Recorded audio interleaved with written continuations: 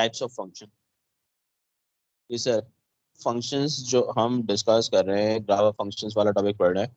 So how many types of functions are there that we had to discuss. हमने उसको quickly last class में लिखा भी था। तो भाई सबसे पहली टाइप ऑफ फंक्शन के पास होता है लीनियर एंड लीनियर फंक्शन के अगर मैं ग्राफ की बात करूं, so the graph of linear function looks like a straight line and इस स्ट्रेट लाइन की equation y is equals to mx plus c form में होती है। Agree? The second type of function that we have to discuss is quadratic function. Sir quadratic function किस किस तरह से दिखता है उसकी बात करने जा रहे हैं।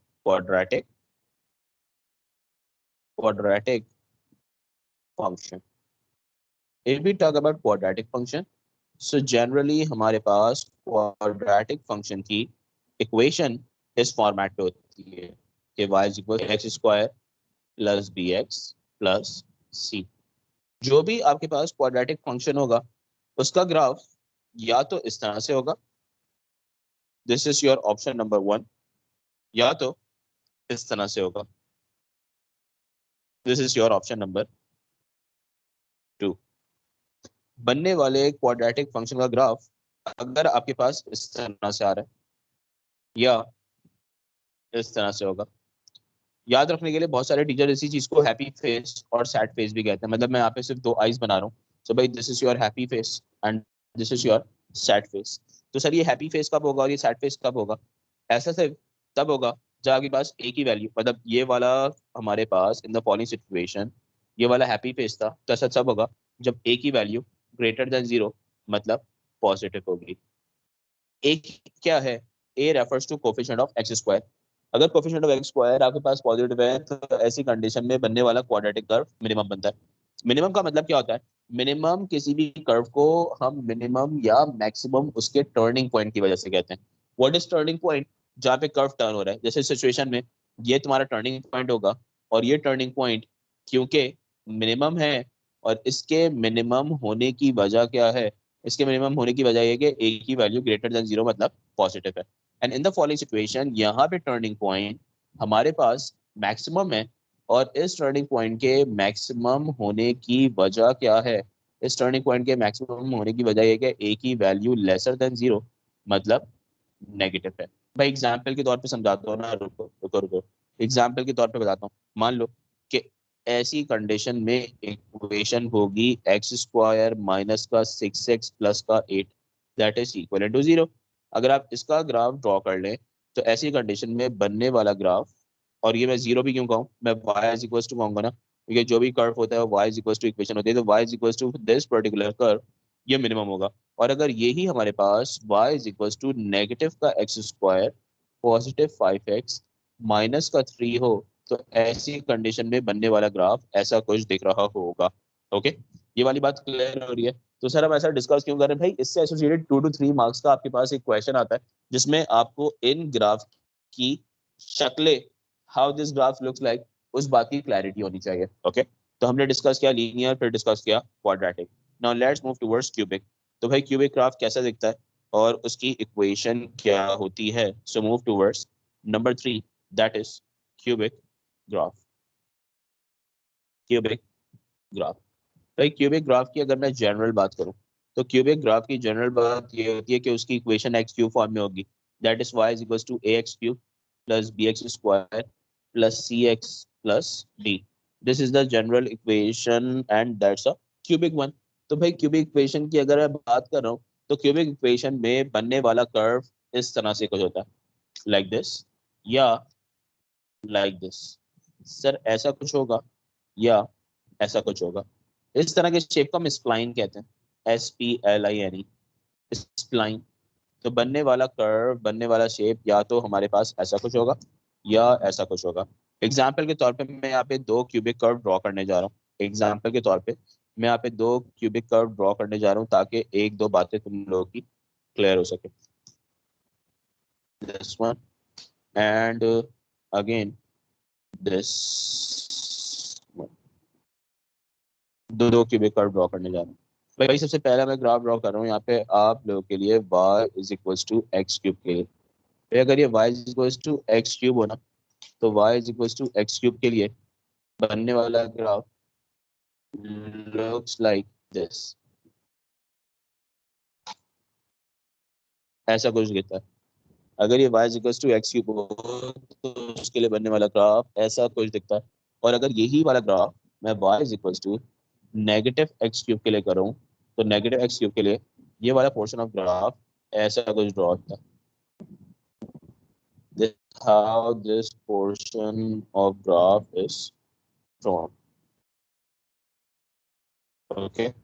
तो y is equals to x cube वाला ग्राफ आपके पास increasing to decreasing from right to leftward होता है, ये left to rightward decrease होता है। ये डिक्रीज दोनों ही हो रहे हैं डाउनवर्ड जाने पे, लेकिन ये वाला ग्राफ डाउनवर्ड डिक्रीज जरूर होता है लेकिन राइट टू लेफ्ट होता है। तो इसका लेफ्ट वाला पार्ट इंक्रीज होगा और फिर राइट वाला पार्ट डिक्रीजिंग सेंस में होगा। Okay, now let's move to words. ये हमने क्यूबिक कर लिया, फिर मैंने तुम लोगों को लिखवाया था रेसिप्रोकल और क्वाड्रेटिक रेसिप्रोकल। तब बात करते हैं how the reciprocal curves looks. Moving towards number 4, that is reciprocal curve. Reciprocal curve, reciprocal curve क्या होता है sir? Sir this is how our reciprocal curves look like. हमारे पास रेसिप्रोकल कर्व की equation y is equals to a by x होती है, and this a could be a positive value और could be a negative value। मतलब ये वाली a की वैल्यू पॉजिटिव नेगेटिव कुछ भी हो सकती है और a की वैल्यू कोई ना कोई नंबर होगी, 2 3 4 5 कुछ भी। जैसे एग्जांपल के तौर पे अगर मैं तुम्हें बताऊं तो तुम्हारे पास यहाँ पे ग्राफ एग्जामिनर कह सकता है कि यार ग्राफ ड्रॉ कर दो, y is equals to, examiner आपसे कह सकता है कि ग्राफ ड्रॉ कर दो y is equals to 2 by x के लिए या y is equals to 3 by x के लिए, तो आप अकॉर्डिंगली ग्राफ ड्रॉ कर रहे होंगे। अब इसका ग्राफ ड्रॉ कैसे होता है and how that graph looks like, अब उसकी बात करते हैं। भाई आपका आ गया y axis and this is your x axis, ये आ गया आपका y axis and this is your x axis. भाई मैं अगेन दो एग्जांपल्स दूंगा।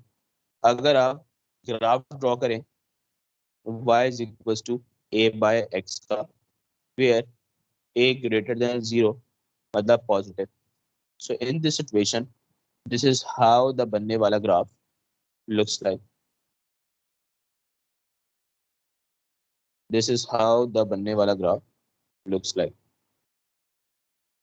portion of graph तुम्हारे पास फर्स्ट एंड थर्ड क्वाड्रेंट में ड्रॉ हो रहा होगा। अगर a की वैल्यू ग्रेटर देन 0 पॉजिटिव हुई तो पोर्शन ऑफ ग्राफ फर्स्ट या फर्स्ट एंड थर्ड क्वाड्रेंट में ड्रॉ हो रहा होगा। और अगर यही y is equal to negative a by x हुआ, मतलब a की value lesser than 0, lesser than 0 means negative हुई, तो in that case your portion of graph lies in second and fourth quadrant. Sir ऐसी कंडीशन में portion of graph second and fourth quadrant में लाई करेगा। Agree? यहाँ तक बात समझ में आती है? जिस तरह हम लोगों ने रेसिप्रोकल के लिए करा है इसी तरह we have to do for quadratic reciprocal. जिस तरह हम लोगों ने रेसिप्रोकल के लिए किया, same we have to do for quadratic reciprocal. This is our type number 5, quadratic reciprocal. Sir what is quadratic reciprocal? यार अगर मैं क्वाड्रेटिक रेसिप्रोकल की बात करूँ ना, तो क्वाड्रेटिक रेसिप्रोकल की equation y is equals to a by x square होती है। अगेन इसके साथ प्लस या माइनस का साइन होगा। a की value could be a positive value, a की value could be a negative value. और अगेन इसी बात को अगर तुम ग्राफिकल पर्सपेक्टिव में देखो तो अगर a की वैल्यू पॉजिटिव होगी तो ऐसी सिचुएशन में बनने वाला ग्राफ हमारा कैसा होगा? सर कैसा होगा? Let's talk about that in detail. Sir आपके पास दो ऑप्शंस हैं, दो पॉसिबिलिटीज हैं। या तो ए की value greater than zero, greater than zero का मतलब पॉजिटिव, तो ऐसी कंडीशन में ये इक्वेशन ऐसी कुछ होगी y is equal to a by x square. Equation को थोड़ा सा यहाँ पे करके देखता हूँ कि y is equal to a by x square, condition number 1। तो ऐसी सिचुएशन में बनने वाला ग्राफ ऐसा कुछ होगा, यूं और यूं। This is how the portion of graphs looks like.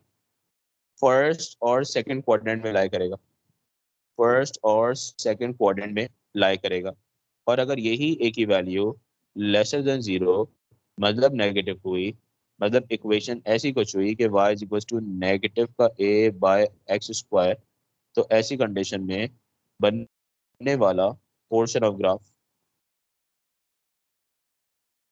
ऐसा कुछ दिखेगा, यूं और यूं। अग्री? अग्री? यहाँ तक यस कोई सर। मुश्किल मसाल? तो ये हमारे नो पास सर। थर्ड और क्वाड्रेंट में अकॉर्डिंगली लाई कर रहा होता है। तो हमने क्वाड्रेटिक रेसिप्रोकल भी देख लिया। अब लास्ट है हमारे पास एक्सपोनेंशियल ग्राफ, एक्सपोनेंशियल कर्व भी जिसे कहते हैं। सब ये एक्सपोनेंशियल कर्व कैसा दिखता है उसकी बस से शक्ल देख लो, फिर पार्ट पर तो पार्ट नंबर 6 हमारे पास समटाइम्स एग्जामिनर हमें एक्सपोनेंशियल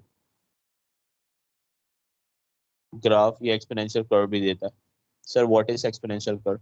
एक्सपोनेंशियल कर्व एग्जांपल के तौर पे आपके पास जो स्टैंडर्ड इसकी इक्वेशन होती है y is equal to a to the power x होती है।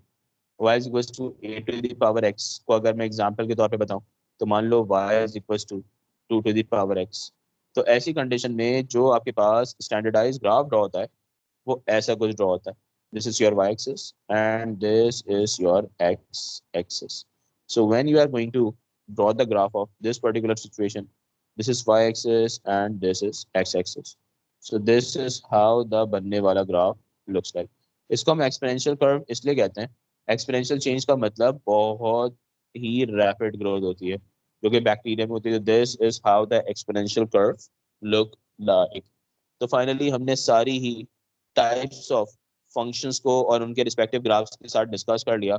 ड्रॉ करना कोई मुश्किल नहीं होता, एग्जामिनर सेट ऑफ पॉइंट्स देता है और आप उनको यूज करते हुए इस तरह के ग्राफ को प्लॉट कर लेते हैं। अब फाइनली ये जो मैंने क्लैरिटी दी है तुम्हें कि भाई ऐसा क्वाड्रेटिक होगा, ऐसा क्यूबिक होगा, ऐसा रेसिप्रोकल, ऐसा क्वाड्रेटिक रेसिप्रोकल और ऐसा एक्सपोनेंशियल, ये यूज कहाँ पे होगी? Now let's discuss one of the question related to the following situation. जरा इस क्वेश्चन की वर्डिंग रीड कर लो। सर इस क्वेश्चन में गिवन क्या है और हमें क्या चाहिए? In the following question examiner ने हमें ये कहा है which of the following figures shown could be the graph of this y is equals to x square plus 2।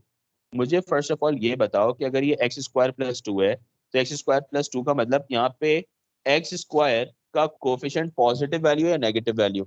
Sir the coefficient of x square right here is positive value, और positive का मतलब बनने वाला graph minimum होगा। अच्छा minimum होगा तो minimum हमें फिगर 2 लग रही है, मिनिमम हमें फिगर 3 लग रही है, हाँ क्या ना? अगर बनने वाला ग्राफ हमारे पास मिनिमम होगा तो ऐसी सिचुएशन में फिगर 2 या फिगर 3 दोनों में से भी किसी एक को बिलोंग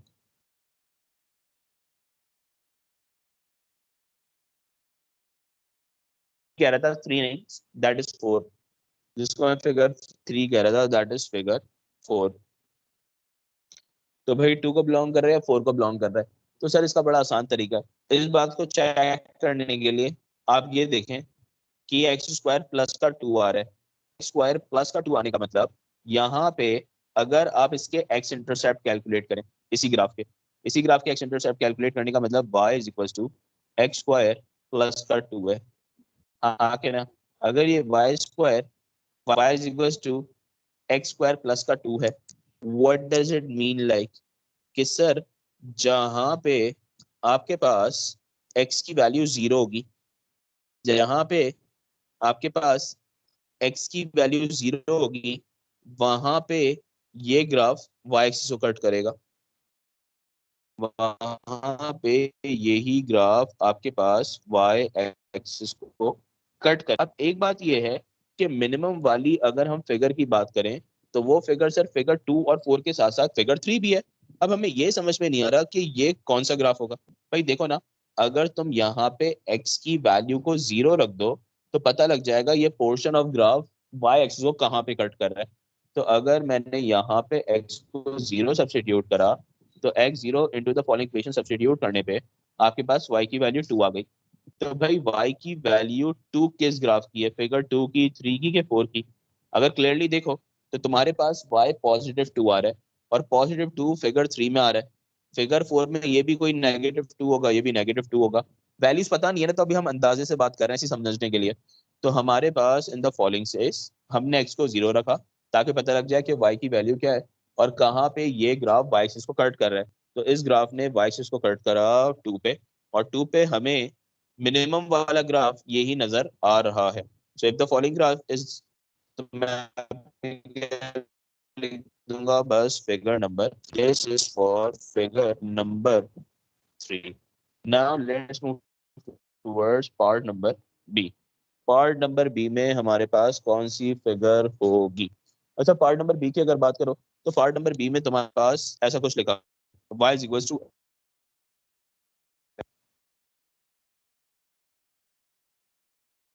मैं इस सिचुएशन में थोड़ा जूम आउट करके बताता हूँ। y is equal to x minus का 2 x प्लस का 1।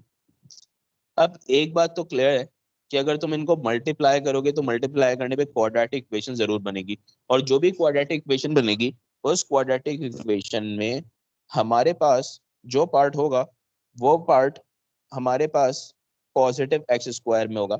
अगर एक्स स्क्वायर पॉजिटिव होगा तो अगेन फिगर 2 या फिगर 4 या फिगर 3 में से बात बनेगी। भाई फिगर 3 का तो फैसला हो चुका है ना, तो ऑब्वियसली फिगर 2 या फिगर 4 में से कोई बात होगी। तो अब आप एक बात क्लियरली ये डिसाइड करें कि फिगर 2 और फिगर 4 में इस सिचुएशन में दिखने में ही y की वैल्यू सेम लग रही है, तो x को 0 सब्सटीट्यूट करने का कोई फायदा नहीं है। अगर आप x को 0 सब्सटीट्यूट भी कर दें जिस तरह हमने यहाँ पे करा था इक्वेशन नंबर 1 में, तो उसमें कोई फायदा नहीं है। The reason being is figure 2 and figure 4 दोनों का y इंटरसेप्ट और the position where both the figure cuts y axis seems to be same. तो ऐसी सिचुएशन में आपने क्या करना पड़ेगा कि ऐसा करते हैं, x को 0 को रखने के बजाय y को इक्वेशन में 0 रख देते हैं, और अगर y को 0 रख दें तो x की वैल्यू कैलकुलेट हो जाएगी। तो दिस विल बी y की प्लेस में you are going to write 0, this is x minus का 2 and this is x plus का 1। तो इसको सिंपल कर लोगे तो सर x की दो वैल्यूज आ जाएंगी, एक तो आ जाएगी 2 और एक तो आ जाएगी -1। तो भाई क्लियरली देख लो ना, किस ग्राफ के अंदर x की वैल्यू -1 और 2 लग रही है। भाई इस ग्राफ में यहाँ पे नेगेटिव पोर्शन ज्यादा लग रहा है और पॉजिटिव पोर्शन कम लग रहा है, जबकि इस ग्राफ में नेगेटिव पोर्शन कम लग रहा है, पॉजिटिव ज्यादा लग रहा है। तो obviously this particular value this particular value in figure 2 seems to be -1, and this particular value seems to be +2। तो ऑब्वियसली आप आंटी के लिए you are going to write sir ये वाली हमारे पास फिगर नंबर क्या होगी, फिगर नंबर 2 होगा, फिगर नंबर। और फिर लास्ट पार्ट नंबर सी के लिए बात कर लेते हैं। अच्छा, पार्ट नंबर सी में तो कोई आपके पास सेकंड ओपिनियन है? पार्ट नंबर 3 की बात करो तो उसमें कोई सेकंड ओपिनियन है ही नहीं। Why there is no second opinion? यहाँ पे देखो कि यार तुम्हारे पास एक्स स्क्वायर का कोफिशिएंट नेगेटिव आ रहा है, और अगर नेगेटिव आ रही है एक्स स्क्वायर का कोफिशिएंट, तो इसका मीन्स कि तुम्हारे पास जो भी कर्व होगा वो मिनिमम नहीं बल्कि मैक्सिमम में लाई करेगा। तो अगर मैक्सिमम में लाई करेगा तो मैक्सिमम में लाई करने का मतलब क्या है? मैक्सिमम में लाई करने, सॉरी, मैक्सिमम में लाई करने का मतलब क्या है कि बनने वाला ग्राफ इज मैक्सिमम। तो इसी सिचुएशन में फिगर 1 ही मैक्सिमम ग्राफ लग रही है ना, तो फाइनली इस वाले ग्राफ को हम कह देंगे कि यार ये है हमारा figure number 1। So this is your for the following situation. अगली इसी स्टाइल का एक क्वेश्चन और सॉल्व करेंगे ताकि बात में समझ में आए और फिर आगे बढ़ते हैं। इसी स्टाइल का एक क्वेश्चन, और अगर फिगर्स की क्लैरिटी होगी तो आप इस स्टाइल के क्वेश्चन को बड़े मजे से सॉल्व कर सकते हैं, नहीं तो आप कंफ्यूजन में रहेंगे कि भाई क्या गिवन है, क्या पूछ रहा है, कुछ समझ में नहीं आ रहा। पहले जरा यहाँ पे लाइन से देखो, वी आर हैविंग 6 फिगर्स, 1 के बाद 2 के बाद 3 4 5 6। नाम लिख के देख के बता सकती हो फिगर 1 हमारे पास कौन सा ग्राफ होगा? This will B reciprocal, quadratic reciprocal. Reciprocal curve. अच्छा सर, रेसिप्रोकल अगर होगा तो रेसिप्रोकल में भी कब होगा? जब ए की वैल्यू पॉजिटिव होगी कि नेगेटिव होगी? पॉजिटिव होगी। पॉजिटिव होगी।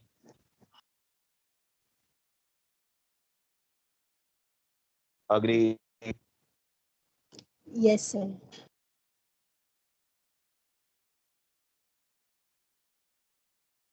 फिगर नंबर 2, तो उसमें तो लाइन गिवन है हमारे पास, हाँ कि ना? फिगर नंबर 2 में we are having 9। Figure number 3 में देखो, फिगर नंबर 3 में हमारे पास क्या बना हुआ है? Exponential graph. Exponential curve.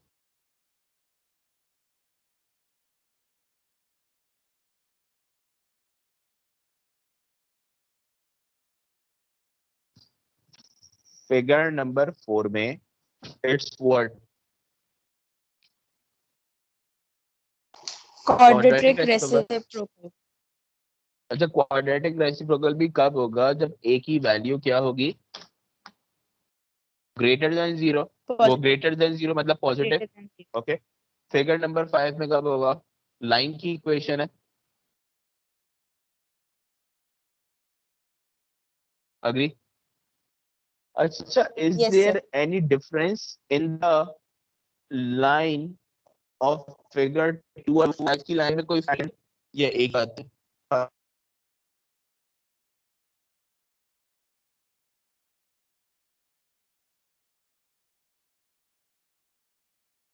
Figure number 2 और फिगर नंबर 5 की लाइन के अंदर कोई डिफरेंस है या एक ही बात है?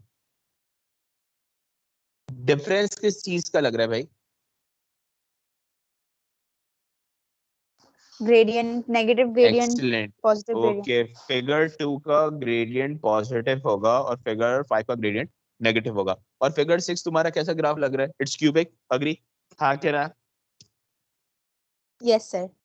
चलो बस अब जल्दी से लिखना स्टार्ट करते हैं। भाई y is equals to x cube लिखा हुआ है। अगर y is equals to x cube लिखा हुआ है, ये कौन सी फिगर को करेगा? फिगर 6। Excellent, figure 6। अच्छा, सेकंड लिखा है y is equals to 1/x²। Sir ये एक रेसिप्रोकल नहीं, क्वाड्रेटिक रेसिप्रोकल है। हाँ क्या ना? क्योंकि a/x² है। क्योंकि a बाय, देखो ना, हमने जो अभी लिखा था, एक लिखा था रेसिप्रोकल, एक लिखा था क्वाड्रेटिक। रेसिप्रोकल में ये a/x था, क्वाड्रेटिक रेसिप्रोकल में a/x² था। तो ऑब्वियसली ये क्वाड्रेटिक रेसिप्रोकल है। कौन सी फिगर होगी? 4 के 1। 4। 4। अग्री?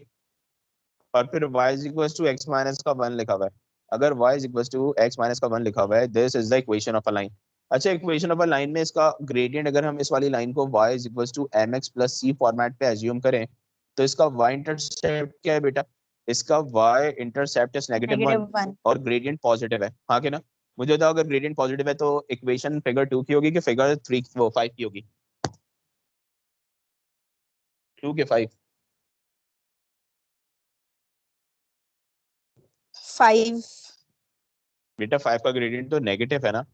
y इंटरसेप्ट की वैल्यू दोनों की ही नेगेटिव होगी, क्योंकि देखो ना, दोनों एक ही पोजीशन पे y को कट कर रहे हैं ना। अग्री? Yes sir. लेकिन दोनों का ग्रेडियंट की वजह से वैल्यू वेरी कर रही होगी। तो भाई इस वाली लाइन का देखो तो ग्रेडियंट नेगेटिव है, इसका पॉजिटिव है, दो के फिगर नंबर 2 है। तो फाइनली इसका आंसर लिख देंगे, this is figure number 2। Am I clear? पक्का पक्का। अब एक स्टाइल के क्वेश्चन और सॉल्व करते हैं, जो कि हमारे पास फिगर एसोसिएटेड क्वेश्चंस होते हैं। इन फिगर एसोसिएटेड क्वेश्चन में हमने शो भी मारनी होती है, फिर ग्राफ भी ड्रॉ करना होता है और फिर आगे सॉल्व भी करना होता है। तो इसमें हम शो मारेंगे, शो मारने के बाद फिर आगे वर्कआउट करेंगे। तो फाइनली आगे बढ़ सकते हैं। Agree? Yes sir. Let's proceed. Just हम मैं पेज को जरा फॉर्मेट कर लूँ और फिर मूविंग फॉरवर्ड।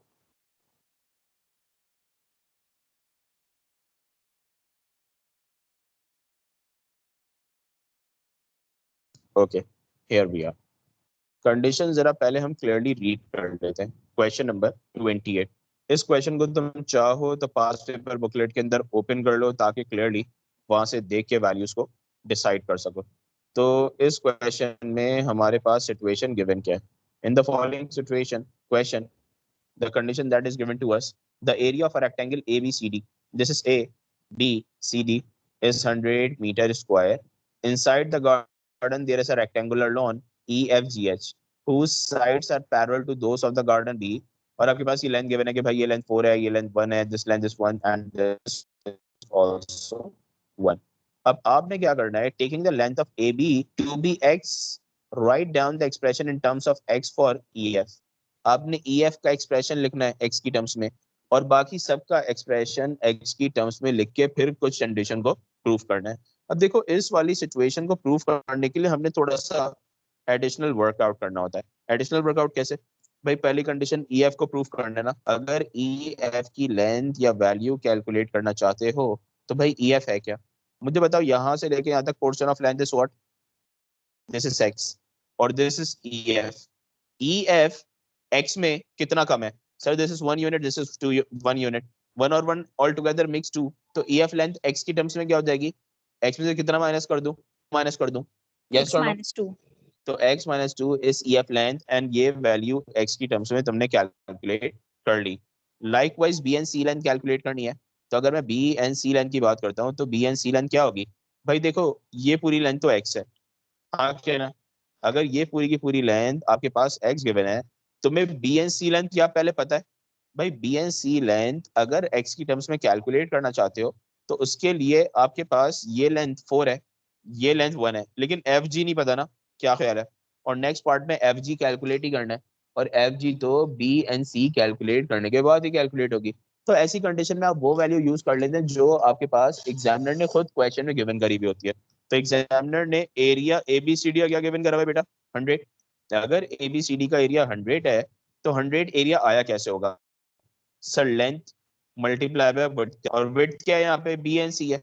अगर ये 100 एरिया गिवन है तो ये 100 एरिया कैलकुलेट कैसे हुआ होगा? सर एरिया इस सिचुएशन में 100 गिवन है और ये 100 एरिया कैलकुलेट हुआ होगा एक्स को बी एंड सी से मल्टीप्लाई करने पे। तो फाइनली अगर आप बी एंड सी की वैल्यू की बात करो तो बी एंड सी की value is 100 divided by x, yes और no?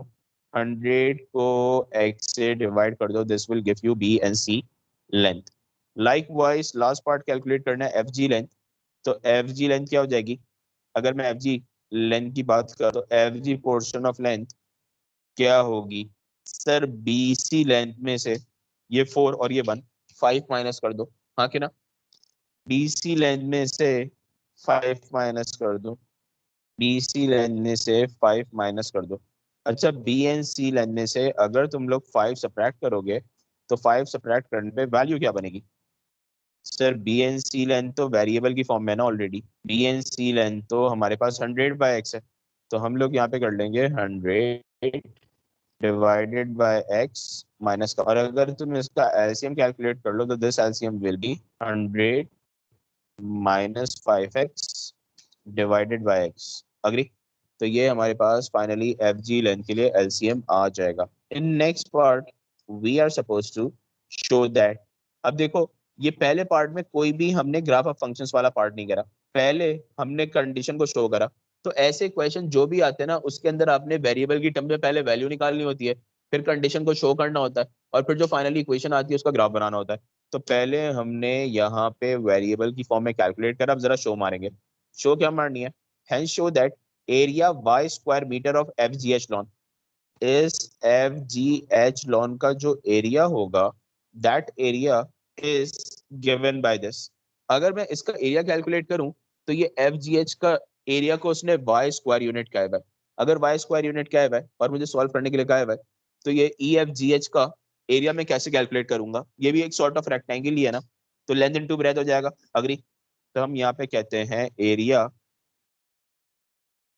EF GH is equivalent to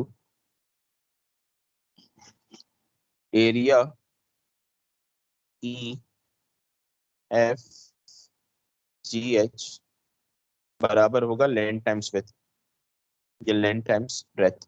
तो उसमें लेंथ क्या होगी सर? यार ऐसा करो ना, ये EF कैलकुलेट करा है, EF को लेंथ एज्यूम कर लो और इसको ब्रेथ एज्यूम कर लो, तो लेंथ टाइम्स ब्रेथ आपके पास हो जाएगा। तो फाइनली लेंथ और ब्रेथ की वैल्यू लिखने जा रहे हैं। लेंथ की वैल्यू हमारे पास x माइनस का 2 है और ब्रेथ की value 100 minus 5x divided bye x है। अब इसको सिंपली मल्टीप्लाई करके सिंप्लीफाई कर देंगे तो ऐसा कुछ प्रूफ हो जाएगा जो हमने प्रूफ करना है। अब जरा सिंप्लीफिकेशन पे गौर करिएगा। सिंप्लीफिकेशन में हम क्या करेंगे? पहले तो ये जो डिवाइड में x आ रहा है ना, अब क्योंकि सारी ही चीजें मल्टीप्लाई में लिखी हुई हैं तो इस x को ओवरऑल डिनोमिनेटर में लिख दें। Then this is x minus का 2, दिस इज 100 माइनस का 5x। मल्टीप्लाई कैसे करोगे भाई? मल्टीप्लाई करने के लिए हम बेसिक मल्टीप्लिकेशन रूल यूज करेंगे। What is multiplication rule? कि x जाके इससे मल्टीप्लाई होगा देन इससे होगा, -2 जाके इससे मल्टीप्लाई होगा देन इससे मल्टीप्लाई होगा। तो ये हो जाएगा तुम्हारे पास 100x, ये हो जाएगा मेरे पास माइनस का 5x², देन ये हो जाएगा माइनस का 200 और ये हो जाएगा प्लस का 10x। ओके, x इन 200 और ये हो जाएगा प्लस का 10x और माइनस का 5x²। ओवरऑल ये वैल्यू किससे डिवाइड हो रही है? ओवरऑल ये वैल्यू x से डिवाइड हो रही है। फर्दर सिंपल करेंगे, ये हो जाएगा -5x², सही है। उसके बाद 100x और ये 10x मिलके 110x बना लेंगे, प्लस का 110x और माइनस का होगा 200 और ओवरऑल वैल्यू x से डिवाइड हो रही होगी। This comes out to be area. इसके आगे हमें सोल्यूशन को समझ में नहीं आ रहा, तो अब जरा देखते हैं जो करना था उसके करीब तर हम कोई चीज ला पाए। जो प्रूफ करना था उसके करीब तर तो वैल्यू नहीं आई, लेकिन आ सकती है। सर ऐसा कुछ प्रूफ करना था ना, एरिया को एग्जामिनर ने y² यूनिट कहा हुआ था, तो जिस चीज को आप a लिख रहे हो ना उसको a ना लिखो, बल्कि उसको अगली स्टेप में y² यूनिट लिख दो। तो इस एरिया को by the very next step I am going to replace by y² units. और फिर यहाँ पे क्या करता हूँ, यहाँ पे मैं x से इसका एलसीएम ब्रेक कर देता हूँ, और x एलसीएम ब्रेक करने पे फिर मैं अकॉर्डिंगली क्या करूंगा, एलसीएम ब्रेक करने के बाद इसकी सिंप्लीफिकेशन करूंगा। तो जो चीज प्रूफ करनी थी वो चीज हमारी अकॉर्डिंगली प्रूफ हो जाएगी। तो जरा इसको प्रूफ करते हैं।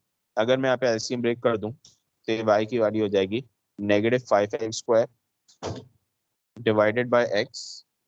यहाँ पे हमारे पास ये वैल्यू हो जाएगी प्लस का 110x डिवाइडेड बाय x और माइनस का 200 डिवाइडेड बाय x। जो x से x कैंसिल हो सकता है उस x से उस x को कैंसिल कर दें, और जो कैंसिल नहीं हो सकता उसको ऑब्वियसली एज इट इज चलाएंगे। ये 110 हमारे पास सिंपल ही आ रहा है, और अगर ये 110 हमारे पास सिंपल आ रहा है तो इस 110 को सिंपल यहाँ पे लिख देते हैं। ये वैल्यू -5x हो जाएगी, ये वैल्यू माइनस का 200 डिवाइडेड बाय x हो जाएगी। This will gives you the value of y। और ऐसे ही कुछ एग्जामिनर आपसे शो मारने को कह रहा था, अगर कंडीशन आपने शो करनी थी तो this is what you have shown. सीधे सीधे इस स्टाइल के question extended up to 10 to 12 marks होते हैं। इस स्टाइल के क्वेश्चन आपके पास extended up to 10 to 12 marks होते हैं। भाई फर्स्ट पार्ट के अंदर आपने ये जो 3 वैल्यूज कैलकुलेट करी है ना एक्स की टर्म्स में, ये 1 1 मार्क की होती हैं। फिर ये जो प्रूफ का इतना लंबा चौड़ा आपने क्वेश्चन सॉल्व करा है, इस प्रूफ वाले क्वेश्चन के हमारे पास 3 मार्क्स होते हैं। तो 3 मार्क्स इसके मिल गए एक्स की टर्म्स में लिखने के, 3 मार्क्स इसके मिल गए, मतलब 6 मार्क्स तो आपको मिल चुके हैं and still you haven't done anything for graphs of function. अब फाइनली आते हैं ग्राफ ऑफ फंक्शन पे। हमें ये चीज प्रूव करनी थी, हमें शो मारनी थी। This is what we have shown. अब पार्ट नंबर सी के और उसके सब पार्ट की बात करते हैं। भाई पार्ट नंबर सी में ऐसा कुछ लिखा हुआ है, the table below shows some values of x and corresponding value of y correct to one decimal places where y is equivalent to this। आपके पास x की वैल्यू भी गिवन है, आपके पास रिस्पेक्टिव y की वैल्यूज भी गिवन है। Okay, examiner ने बता दिया 1 सेंटीमीटर को कितना मीटर लेना है और 2 सेंटीमीटर को कितना मीटर हम लोगों ने एज्यूम करना है। और on your axes plot the given in the table. तो हम क्या इसकी प्लॉटिंग कर सकते हैं बोलो? अगर मैं बेसिक प्लॉटिंग की बात करूं तो भाई एक बात ये समझो, तुमने इस ग्राफ को 4 से बनाना स्टार्ट करना है और यहाँ पे 2 सेंटीमीटर को 1 यूनिट कंसिडर करना है। अगर 2 सेंटीमीटर को 1 यूनिट कंसिडर करना है, इट मींस बनने वाला ग्राफ ऐसा कुछ होगा। एक सेकंड में ड्रॉ करके दिखाता हूँ, बेसिक एक ड्रॉ करके दिखाता हूँ। मान लो, मान ले, एज्यूम कर ले कि ये जो मैंने एक्स एक्सिस पे प्लॉटिंग करने जा रहा हूँ, this is your x axis और ये 2 यूनिट्स है। भाई देखो मेरी वैल्यूज एग्जामिनर ने कहा है कि 4 से स्टार्ट करो। तो जब भी आप वैल्यू किसी भी इंटरमीडिएट पॉइंट से, जिसने कहा है ना 4 से स्टार्ट करो, इंटरमीडिएट पॉइंट से स्टार्ट करते हैं, तो ऐसी सिचुएशन में आप क्या करते हैं, आप यहाँ पे इस तरह से जिग जैग बना के उसके आगे एरो बना देते हैं, और जहां से आपने अपनी वैल्यूज को स्टार्ट करना है वो स्टार्ट कर दें। ये आ गई 4, दिस इज लेट्स से 6। मुझे 4 से लेके 10 जाना है ना, this is 6, this is 8 and this is 10। तो आपके पास अलोंग एक्स एक्सिस वैल्यूज आ गई। अच्छा, अगर आप वाई एक्सिस की वैल्यू देखें तो वाई एक्सिस में उसने कहा है कि 2 सेंटीमीटर को 2 स्क्वायर यूनिट कंसिडर करना है और 40 से 48 तक वैल्यूज को मार्क करना है। अगेन 40 से 48 करना है तो यहाँ से स्टार्ट करते हैं। This is our 40, this is our 42 and this is our 44, this is अवर 46 और फिर उसके अकॉर्डिंगली हमारे पास 48 आ जाएगा उसके नेक्स्ट वाले बॉक्स में। मैं थोड़ा सा इधर करके ही लिख देता हूँ कि हमारे पास ज़्यादा है, क्लियरली वैल्यूज एटलीस्ट आ जाए। फिर आप क्या करेंगे, इसी टेबल को यूज़ करते हुए ग्राफ की प्लॉटिंग करेंगे। 4 के अगेन वैल्यू पी है, 4 के अगेंस्ट वैल्यू अगर इसके अंदर सब्सटीट्यूट कर दो, इसके अंदर तो आपके पास कैलकुलेट हो। मैं यहाँ पे अभी फिलहाल मार्किंग कर रहा हूँ जो पॉइंट्स मेरे पास अवेलेबल है। 5 के अगेंस्ट मेरे पास वैल्यू 45 है, तो दिस इज 5, 5 के अगेंस्ट मैं लिख देता हूँ 40, यहाँ पे कहीं होगा। 6 के अगेंस्ट इट्स 46.7, 46.7 हमारे पास यहाँ पे कहीं होगा। 7 के अगेंस्ट मेरे पास वैल्यू है 46.4, तो 7 के अगेंस्ट 46.4 यहाँ पे कहीं होगा। It's right here 46.7। 8 के अगेंस्ट हमारे पास वैल्यू है 45, so 8 के अगेंस्ट वी आर हैविंग 45। 9 के अगेंस्ट 42.8, तो 9 इधर है, दिस इज 9, 9 के अगेंस्ट 42.8 राइट हेयर, और 10 के अगेंस्ट वी आर हैविंग 40, 40 यहाँ पे कहीं आ गया। इट मींस अगर प्रॉपर्ली जूम करके दिखाऊं तो ऑब्वियसली 4 के अगेंस्ट यहाँ पे कहीं कुछ वैल्यू आ रही होगी, मैंने ऐसी मार्क कर दिया है। तो आप जब इसको ऐसा free hand smooth graph join करेंगे तो बनने वाला free hand smooth graphs looks like this, ऐसा कुछ दिखेगा। जो आप free hand smooth curve draw करेंगे दैट लुक्स लाइक दिस। तो ये वाला पार्ट में हमने पार्ट नंबर डी में वैल्यूज की अकॉर्डिंगली प्लॉटिंग कर ली और ये वाला मामला तो हो गया। अब बात कर रहे हैं examiner by drawing a tangent find the gradient of the curve when x is equals to 8। तो अगर x इक्वल्स टू 8 की बात हो रही है, सो दिस इज और x इक्वल्स टू 8, यहाँ पे कहीं x इक्वल्स टू 8 लाया करेगा ना। और अगर x इक्वल्स टू 8 पे तुम ग्रेडियंट निकालना चाहते हो तो you have to draw the tangent line. बनने वाली tangent line looks like this, बनने वाली tangent line appropriately looks like this। और एक बात हम डिस्कस कर चुके हैं कि भाई आपका और आपके फ्रेंड का आने वाला इस टेंजेंट का आंसर मुख्तलिफ हो सकता है। तो आपने टेंजेंट लाइन ये ड्रॉ कर दी और इस लाइन का ग्रेडियंट अप्रोप्रिएटली कैलकुलेट कर लेंगे। तो ये वाला काम तो मैं कर नहीं रहा, आप लोग अप्रोप्रिएटली खुद ही कैलकुलेट करेंगे। एक तो यार इस पॉइंट के कोऑर्डिनेट्स लिख लो और एक तुम इस पॉइंट के कोऑर्डिनेट्स लिख लो। इन दोनों पॉइंट्स के कोऑर्डिनेट लिखने के बाद फिर हम इस वाले काम को अप्रोप्रिएटली कर लेंगे। उसके बाद फिर हमारे पास आता है finally part number F. Use your graph to find the range of values of x for which area of the lawn is 44 metre square. आपने range of values of x calculate करनी है जिसके लिए एरिया की value कम से कम 44 metre square हो। हमें area की वैल्यू अगर कम से कम 44 मीटर स्क्वायर चाहिए तो 44 मीटर स्क्वायर का मतलब क्या हुआ, 44 मीटर स्क्वायर का मतलब कुछ हुआ, ये हमारे पास 44 मीटर स्क्वायर है।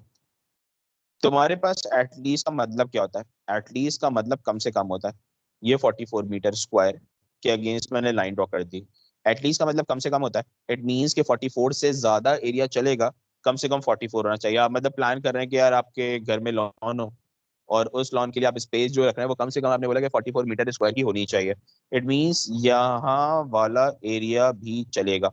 मतलब आपको इस सिचुएशन में range of values of x चाहिए थी, तो range of values of x मतलब वो वैल्यूज ऑफ एक्स जिसके अगेंस्ट आपको एरिया की वैल्यू कम से कम 44 मिलेगी। तो वो वैल्यूज क्या होंगी, वो वैल्यूज यहाँ से लेके यहाँ तक कहीं होंगी। अगर यहाँ से लेके यहाँ तक कहीं होंगी तो इसको आप ग्राफिकली रीड कर लें मेरे ग्राफ में, क्योंकि मैंने तो भाई बहुत ही फ्री हैंड ड्रॉ करा है तो वेरिएशन हो सकती है, लेकिन फिर भी मैं इसका आंसर लिखता हूँ। मेरे ग्राफ के मुताबिक ये एक्स की वैल्यू 5 से लेके 9 के बिटवीन आ रही है। मेरे ग्राफ के मुताबिक ये वैल्यू लगभग 5 से 9 के बिटवीन कहीं लाई कर रही है। Okay, so this lies between 5 to 9। अब बात कर लेते हैं लास्ट पार्ट की। लास्ट पार्ट में हमारे पास लिखा हुआ है the value of x for which area of the garden is greatest. भाई वो एक्स की वैल्यू बता दो जिस पे एरिया ऑफ गार्डन ग्रेटेस्ट होगा। सो भाई यही वो एक्स, ये ग्रेटेस्ट एरिया है ना, हाँ के ना।